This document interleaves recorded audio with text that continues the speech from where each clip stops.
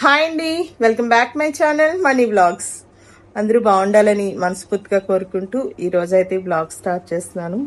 ఈరోజు వ్లాగ్ ఏంటంటే మేము జర్నీ స్టార్ట్ చేస్తాం అన్నమాట. ఈరోజు ఎక్కడికి అనేది ముందు ముందు చెప్తూ ఉంటాను మీకు. సో ఈ వ్లాగ్ అయితే చూసేస్తాయండి. సో మేము వెళ్ళేదైతే షిరిడీకి అండి. ఎవ్రీ ఇయర్ షిరిడీకి వెళ్తూ ఉంటాము. ఇయర్ కూడా మా అబ్బాయి ఎగ్జామ్స్ అయిన వెంటనే వెళ్దామని చెప్పేసి అని ఒక 1 month ముందే మేము ప్లాన్ చేసుకున్నాము. అసలు ఆ ప్లాన్లో శ్రీరామనవమి మా ప్లాన్లో లేదు, కానీ శ్రీరామనవమికి అక్కడే ఉన్నాము. సో మేము మా డేట్స్ని అడ్జస్ట్ చేసుకుని దాన్ని బట్టి మేము ప్లాన్ చేసుకుంటే శ్రీరామనవమి కూడా దాంట్లో యాడ్ అయిపోయింది. సో మాకైతే ఎప్పుడు అనుకుంటాము చాలా తక్కువ లగేజ్తో వెళ్దామని, కానీ అది ఏంటంటే రివర్స్లో లగేజ్ ఎక్కువ యాడ్ అవుతుంది. 2 సూట్ కేసెస్ అనుకున్నాము, ఇంకో సూట్ కేస్ యాడ్ అయింది, అండ్ ఒక బ్యాగ్ కూడా. బ్యాగ్ ఏంటంటే ఫుడ్ అక్కడి నుంచి వచ్చేటప్పుడు ప్రసాదాలు పట్టుకోవడానికి ఉంటుందని చెప్పేసి అని బ్యాగ్ పట్టుకున్నాం అన్నమాట.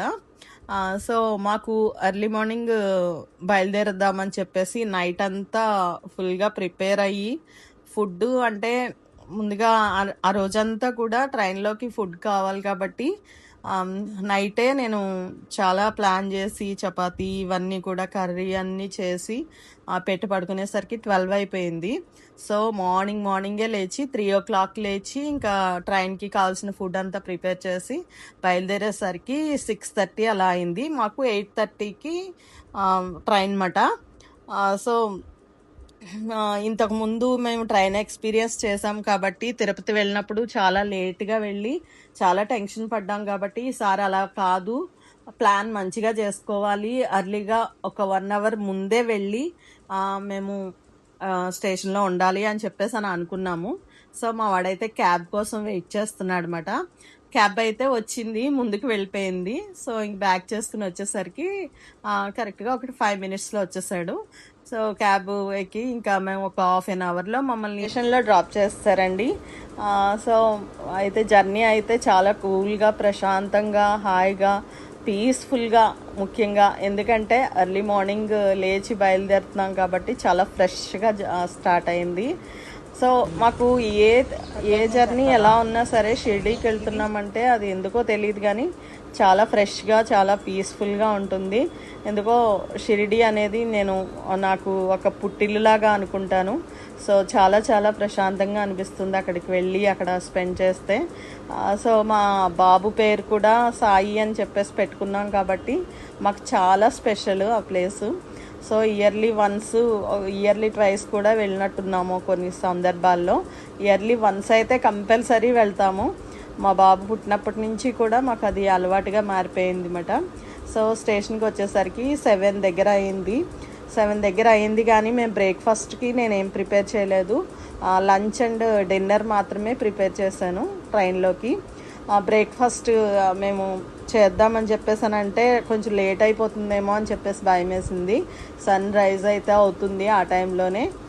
యాక్చువల్లీ బ్రేక్ఫాస్ట్ బయట చేసేద్దాం అనుకున్నాము. రైల్వే స్టేషన్లో క్యాంటీన్ ఉంటుంది, క్యాంటీన్లో చేసేద్దాం, బాగానే ఉంటుంది, ఎప్పుడు అక్కడే చేస్తాం కదా, సో అక్కడే చేద్దామని అనుకున్నాము. కానీ గ్యాస్ ప్రభావం అనేది గట్టిగా చూపించింది. అసలు ఒక్క రెస్టారెంట్ కూడా ఓపెన్లో లేదు, అక్కడ ఒక్క క్యాంటీన్ కానీ ఏది ఓపెన్లో లేదు. ప్లాట్ఫామ్లో అమ్ముతున్నారు, అక్కడ తినడం ఇష్టం లేక ఇంక మా బాబేమో దగ్గరగా జొమాటో ఏదో పెట్టేశాడు, మిల్లెట్ హౌస్ నుంచి పెట్టాడనమాట. సో దోశ, ఇడ్లీ అలాంటివి పెట్టాడు. ఫుడ్ అయితే చాలా చాలా బాగుంది. వాళ్ళైతే స్టేషన్కి తీసుకొచ్చి ఇచ్చారు జస్ట్ ఒక 20 minutesలో. మాకు ఎక్కడైతే ట్రైన్ పెట్టారో ఆ ప్లాట్ఫామ్కి మేము వెళ్ళిపోయాము, అక్కడికే తీసుకొచ్చి ఇచ్చాడు. లక్కీలీ ఏంటంటే మా ట్రైన్ 8th ప్లాట్ఫామ్ అంటే లాస్ట్ ప్లాట్ఫామ్లో పెట్టాడు. అటు సైడ్ నుంచి వే ఉంటుంది కాబట్టి ఆ వేలో తీసుకొచ్చేసి మాకు డెలివరీ అనేది ఇవ్వడం అయింది. సో మాకైతే చాలా చాలాగా హ్యాపీగా అనిపించింది. అమ్మయ్య అంతా పాజిటివ్గానే ఉంది అని చెప్పేసి అని అనుకునే లోపలనే సో ట్రైన్ ఎక్కిన తర్వాత ఒక ప్రాబ్లమ్ స్టార్ట్ అయింది. అదే ఏంటి ఎంత ప్రశాంతంగా జరుగుతుంది అంతా అనుకున్నాను. అనుకునే లోపల ఏదో ఒకటి అవుతుంది కదా! అలాగే అయింది. సో నన్ను అక్కడ కూర్చోబెట్టి మా వాళ్ళైతే డెలివరీ తీసుకోవడానికి వెళ్ళారు. సో అతనైతే లోపలికి రాలేదు. బయట నుంచే ఇచ్చేసాడనమాట. ఇది పార్సిల్ చాలా బాగా పార్సిల్ చేశారండి. ట్రైన్‌కి అనేసరి అని ఏంటో తెలీదు గానీ చాలా మంచిగా పార్సిల్ చేశారు. ఫుడ్ కూడా చాలా టేస్టీగా ఉంది. చట్నీస్ అయితే అద్దరిపోయాయన్నమాట. చాలా చాలా బాగుంది. మేము అనుకున్న దానికంటే మంచిగా వచ్చింది బ్రేక్ఫాస్ట్ అయితే మాత్రం. అసలు బ్రేక్ఫాస్ట్ చేయలేమేమో అనుకున్నాం కానీ బాగా ఒక 20 మినిట్స్లో తీసుకొచ్చి ఇచ్చేసాడు. మేము బిఫోర్గా స్టేషన్కి వెళ్ళడం మాకు ఇలా ప్లస్ అయిందన్నమాట. సో పార్సల్ తీసుకుని ఇంకా వెయిట్ చేస్తున్నాను ఇంకా ట్రైన్కి లోపలికి ఎక్కడం కోసం అని. యాక్చువల్లీ మేము షిరిడీకి వెళ్ళేదైతే మాత్రం చాలా ప్రశాంతత కావాలని కోరుకుంటూ వెళ్తామండి. ఇది ఒక టూర్గా అనుకోం మేము ఎప్పుడు కూడాని. ఒక ప్రశాంతంగా కొన్ని రోజులైనా ఫోన్స్కి, ఎందుకంటే అక్కడికి వెళ్తే ఫోన్స్ పనిచేయవు, సిగ్నల్స్ అవి సరిగా ఉండవు రూమ్స్లోని. సో అందుకోసమని కొంచెం ఫోన్స్కి దూరంగా అన్నిటికీ దూరంగా కొంచెం ప్రశాంతంగా ఉందామని వెళ్తాము. కానీ చాలామంది మా చుట్టుపక్కల ఉన్న అభిమానులు ఉంటారు. వాళ్ళందరికీ కూడా మేము మేము ఎక్కడ ఏదో టూర్స్ అండ్ ఏవో ట్రిప్పులకి వెళ్ళిపోతామని చెప్పేసి పాపం మాకంటే ఎక్కువ వాళ్ళే ఆనందపడుతున్నారు. సో అటువంటి వాళ్ళందరికీ నేను చెప్పేది ఒకటేనండి, మేము వెళ్ళేది డబ్బులు ఎక్కువైపోయే వెళ్ళము. మేము మనశ్శాంతిని కోరుకుంటూ మేము దాచుకున్న మనీలో కొంత పక్కన పెట్టుకుని ఎవ్రీ ఇయర్ సో దీనికి కేటాయించి వెళ్తాం అన్నమాట. సో దీన్ని కూడా టూర్స్ ట్రిప్స్ అని అనుకుంటే ఇంకా వాళ్ళ ఆనందానికి వాళ్ళని వదిలిపెట్టేస్తున్నాను అనమాట నేను. సో ఇంకా ట్రైన్ ఎక్కిన తర్వాత మాకు అసలైన విషయం స్టార్ట్ అయిందండి. ఇగో మాకు middle birth and upper birth వచ్చిందన్నమాట. ఒక 2 అప్పర్ ఒక మిడిల్ అన్నమాట. సో ఆ కార్నర్లో ఒక అతను కూర్చుని ఉన్నారు కదండి, అతను భువనేశ్వర్ అన్నమాట. సో అతను కనీసం కూర్చోడానికి ప్లేస్ ఇవ్వలేదు మాకు 2 బెర్త్స్ వచ్చినా సరే అక్కడ ఆయన కూర్చోడానికి, ఆయన పడుకుంటానని చెప్పేసి అని అస్సలు కూర్చోడానికి ప్లేస్ ఇవ్వలేదండి. చాలా ట్రబుల్ ఫీల్ అయ్యాము ఒక పూట అంతా అని. కానీ మా ఎదురుగా వచ్చిన వాళ్ళు కొంచెం మంచి వాళ్ళు అన్నమాట. సో వాళ్ళు ఇచ్చారు ప్లేసు. సో అదొక్కటే మాకు ట్రైన్లో ఇబ్బంది అయింది. తర్వాత ఇంకా నార్మల్ అయిపోయింది. సో మేమైతే ఇంకా ఆ రోజంతా ఇంకా జర్నీయే కదండి. ఆ నెక్స్ట్ డే మళ్ళీ 8:30కి అలాగా దిగుతాము. 9 అలా అయిపోయిందిలేండి మేము దిగేసరికి. సో జర్నీ అయితే కూల్గా అంతా మంచిగానే అయింది, ఆ ఒక్క ప్రాబ్లం తప్ప. సో మేము మన్మాడ్కి రీచ్ అయ్యేసరికి 8:30, 9 అలా అయిపోయిందండి. సో అక్కడి నుంచి మళ్ళీ షిరిడీకి 2 అవర్స్ జర్నీ. షిరిడీ వెళ్ళే వాళ్ళకి, రెగ్యులర్గా వెళ్ళే వాళ్ళకి అందరికీ కూడా తెలుసు అది. మాకు డైరెక్ట్ సాయినగర్ ట్రైన్ దొరకలేదు, అందుకే సో మాకు అక్కడి నుంచి 2 అవర్స్ జర్నీ. ఒక క్యాబ్ దొరికిందండి. అతను క్యాబ్ అబ్బాయి చాలా చాలా మంచోడు. సో చాలా మంచిగా తీసుకెళ్ళాడు. అసలు చాలా మంచిగా మాట్లాడుతూ అబ్బాయి చాలా అసలు ఎంత మంచిగా అనిపించిందంటే, ఎంత పాజిటివ్గా అనిపించాడో. అబ్బాయి చదువుకోలేదు కానీ చాలా మంచి పద్ధతిగా మాట్లాడాడు. సో ఆ అబ్బాయి అయితే మంచిగానే తీసుకెళ్ళాడండి. అంటే యాక్చువల్లీ హైవేకి వెళ్ళేసరికి అక్కడ అక్కడ 2 అవర్స్ జర్నీ అంటే చాలా చాలా లాంగ్ జర్నీ.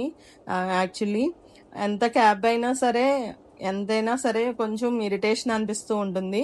సో జర్నీలో అలాంటి ఇరిటేషన్ ఏమీ అనిపించలేదు. ఎందుకంటే రీజన్ ఏంటంటే అసలు అబ్బాయి షార్ట్ కట్లో తీసుకెళ్ళాడు. కొంచెం ఒక హాఫ్ అన్ అవర్ లేట్ అయినా సరే షార్ట్ కట్లో మమ్మల్ని తీసుకెళ్ళాడు.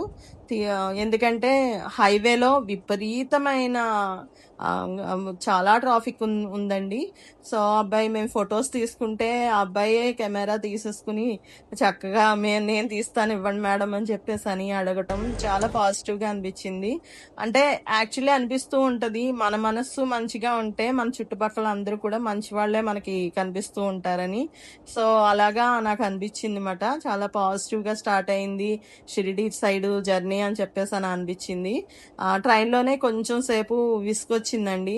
అసలు అది రూల్ కాదు. ఎవరైనా సరే పగటిపూట జర్నీ చేస్తుంటే తప్పకుండా సీట్ ఇవ్వాలి. అతను ఇవ్వలేదు, అదొక్కటే బాధ అనిపించింది. సో ఇక్కడైతే వీడియోస్ ఫొటోస్ అన్నీ తీసుకుని క్యాబ్ దగ్గర సరదాగా జర్నీ అయితే స్టార్ట్ చేసామన్నమాట. సో అబ్బాయి ఇక్కడ తీసుకుని మరి అక్కడ వీడియోస్ ఇద్దరికి కూడా ఫొటోస్ వీడియోస్ తీసాడనమాట. చాలా బాగా అనిపించింది మాకైతే.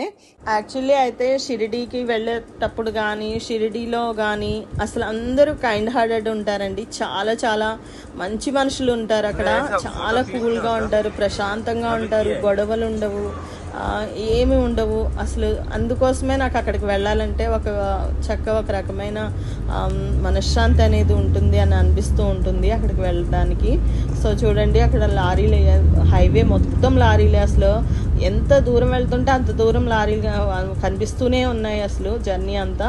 ఇంకా అబ్బాయి చూసి అసలు ట్రాఫిక్ చాలా ఎక్కువ ఉందని చెప్పేసి అని తనైతే షార్ట్ కట్ తీసుకుని వెళ్ళాడు. సో ఆన్ ది వే ఎక్కడైనా ఒక దాబాలు కానీ అలాంటివి ఏమైనా దొరికితే ఏదైనా బ్రేక్ఫాస్ట్ చేద్దామని అనుకున్నాం కానీ అసలు ఒక్క దాబా కానీ ఏది కనిపించలేదండి. అంటే నార్త్ సైడ్కి వెళ్తే మనకి ఏంటంటే తప్పకుండా ఫుడ్ ప్రాబ్లం అనేది ఉంటుంది. అంటే మనకి ఫుడ్ ఎక్కడ అయితే అక్కడ దొరుకుతుంది. ఇప్పుడు అయితే ఇక్కడ కూడా దొరకట్లేదులేండి, గ్యాస్ ప్రాబ్లం మొత్తం అంతా కనిపిస్తుంది. నెక్స్ట్ షిరిడీలో కూడా గ్యాస్ ప్రాబ్లం ఉండింది. సో బ్రేక్ఫాస్ట్ అయితే మేము ఆ రోజు స్కిప్ చేయాల్సి వచ్చింది. ఇంకా బ్రేక్ఫాస్ట్ స్కిప్ చేసినా కూడా టైర్డ్గా అది ఏమీ అనిపించలేదులేండి. సో వెళ్ళిన వెంటనే క్యాంటీన్కి వెళ్ళి క్యాంటీన్లో మంచి టీ కాఫీస్ దొరుకుతాయి. సో అక్కడికి వెళ్ళి మేము చక్కగా టీ కాఫీ బిస్కెట్స్ తీసుకుని వెంటనే కొంచెం రిఫ్రెష్ అయిపోయాము. సో ఆశ్రమంలోకి అడుగు పెట్టగానే మనకి అడుగు పెట్టిన దగ్గర నుంచి కూడా బయటకు వచ్చేంత వరకు ఫుడ్కి ఎటువంటి లోటు ఉండదండి. చక్కగా మంచి ఫ్రీ ఫుడ్ దొరుకుతుంది. అది మనం భక్తి విధానంలో చూసినట్లయితేనే అది టేస్ట్గా అనిపిస్తూ ఉంటుంది. మాకైతే చాలా బాగా నచ్చుతుంది, మేము అక్కడే చేస్తూ ఉంటాము. బాబా గారి పేరు పెట్టుకున్నామనో ఏంటో తెలియదండి, మా అబ్బాయికి బాబా గారు అంటే చాలా ఇష్టం. ప్రతి లక్షవారం ఉపవాసం ఉండేవాడు ఎగ్జామ్స్ ముందంతా కూడా. షిరిడి ప్రతి సంవత్సరం వెళ్తూనే ఉంటామని చెప్పాను కదండి. కానీ అలా వెళ్తున్నా సరే నాకు ప్రతి సంవత్సరం కూడా వెళ్ళిన ప్రతిసారి ఏదో కొత్తదనం కనిపిస్తూనే ఉంటుంది. సో నాకు మా బాబుకి ఎప్పుడైతే ఆ నేమ్ నేను పెట్టుకున్నానో ఇంకా అప్పటి నుంచి కూడా నేను చాలా బాగా ఇష్టపడతాను అనమాట ఆ ప్లేస్ని. సో షిరిడి అనేది మేము రీచ్ అయిపోయామండి. ఆల్మోస్ట్ చాలా దగ్గరగా వచ్చేసాము. ఫస్ట్ టెంపుల్ వచ్చింది, టెంపుల్ దాటిన తర్వాతే భక్తి నివాస్ అని ఉంటుంది. భక్తి నివాస్ తర్వాత ఆశ్రమం అని ఉంటుంది. సో భక్తి నివాస్ అయితే 500 రూమ్స్ అండి. ఆశ్రమం అయితే ఇదైతే టెంపుల్ అండి, ఇప్పుడు కనిపిస్తుంది టెంపుల్ అన్నమాట.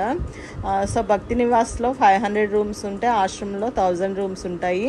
ఫ్రీ బుకింగ్ చేసుకుంటే మంచిది. యాక్చువల్లీ అక్కడికి వెళ్ళి రూమ్స్ కోసం వెయిట్ చేయాలంటే చాలా టైం పట్టేస్తుంది. రూమ్స్ అవి చాలా బాగుంటాయండి. మేము ఎప్పుడు కూడా బయట రూమ్స్ తీసుకోము, ఆశ్రమంలో కానీ భక్తి నివాస్లో కానీ తీసుకుని వెళ్తాము, ఎందుకంటే చాలా బాగుంటాయి కూడా రూమ్స్. సో అక్కడే ఫుడ్ అంతా కూడా దొరుకుతుంది కాబట్టి ఇంకా దేనికి కూడా బయటకు కూడా వెళ్ళాల్సిన అవసరం ఉండదు. సో మేమైతే ఎప్పుడు కూడా ఇంకా భక్తి నివాస్ కానీ ఆశ్రమం కానీ తీసుకుంటాం. ఈసారి అయితే ఆశ్రమంలో తీసుకున్నాము. సో ఈ 1000 రూమ్స్ ఎప్పుడైతే అయిందో అప్పటి నుంచి అక్కడే తీసుకుంటున్నాము. కానీ చాలా చాలా దూరం వాక్ చేయాల్సి వస్తుంది. సో వాకింగ్ అయిపోతుంది అని అనిపిస్తూ ఉంటుంది నాకైతే.